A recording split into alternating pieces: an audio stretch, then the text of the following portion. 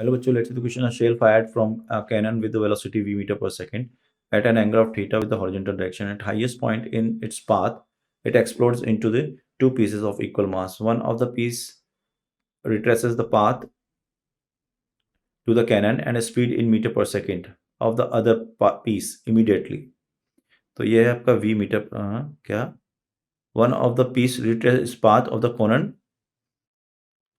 With the same speed है ना, speed v वही दिया है v मीटर पर सेकंड, जो ये है ना वही दिया है आपको यहाँ पर भी. Of the other piece immediately after the explosion.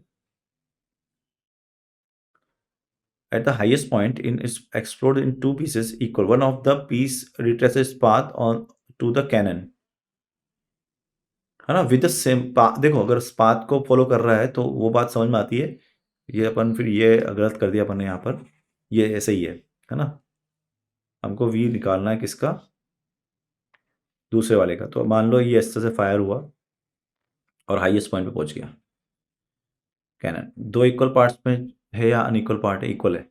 तो ये दो इक्वल पार्ट्स में ब्रेक करता है. तो ये तो रिट्रेस करता है, यानी कि उसी स्पीड से जब जाएगा रिट्रेस करेगा पाथ को. तो ये उसी स्पीड से है जिस स्पीड पे यहाँ पर. तो ये कौन सी स्पीड है इसकी, वी कॉस थीटा. तो ये स्पीड कौन सी जाएगी, वही वी कॉस थीटा. ठीक है, अब इसका स्पीड निकालना है. So applying the conservation of momentum. Applying conservation of momentum क्या हो जाएगा. कंजर्वेशन ऑफ मोमेंटम के लिए इन एक्स डायरेक्शन इनिशियल मोमेंटम कितना था टॉप मोस्ट पॉइंट पर, एम वी कॉस थीटा.